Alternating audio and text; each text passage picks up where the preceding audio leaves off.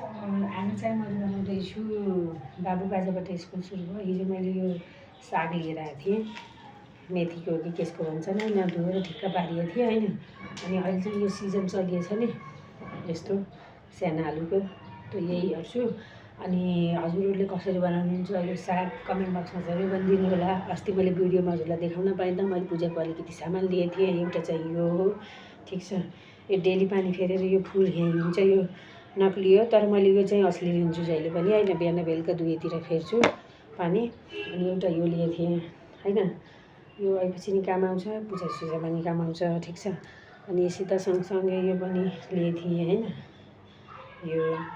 अनि यसमा नि फुल चाहिँ यहाँ हेर्नुहोस्, मैले दिनदिनै 50-100 फुल लिएर आउँछु। अहिले पनि जाने लिन, आज भोलिका लागि छैन। अनि यो ठुलो चाहिँ अङ्खरा हो होइन, यसमा चाहिँ रातो फुल। यो चाहिँ फुल मैले हजुरलाई अस्ति एक दिन भिडियोमा देखाएको थिएँ, मैले पछाडि गमला लगाएको छु नि त्यसैमा हो। सो गाइज मैले चाहिँ यो यस्तो बनाइछु, हजुरले हेर्नु। मेरो किचनमा सफा सुथरा ठाउँमा यसरी पानी फुलसित हुन्छ। सो हजुरले भन्नु होला। अनि त्यही माथि मैले भर्खरै दुधको चिया बनाएँ, बाबु सुतो, अब मैले तरिकाले बनाउँछु भन्दैछु।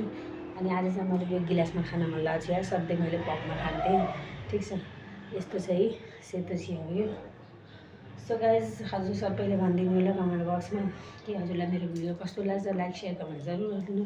अनि हिजो बेलुका मैले आफै मेहन्दी लगाएको, सिम्पल तर सोबर, ठिक छ।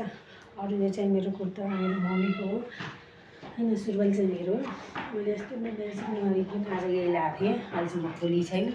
So by by guys.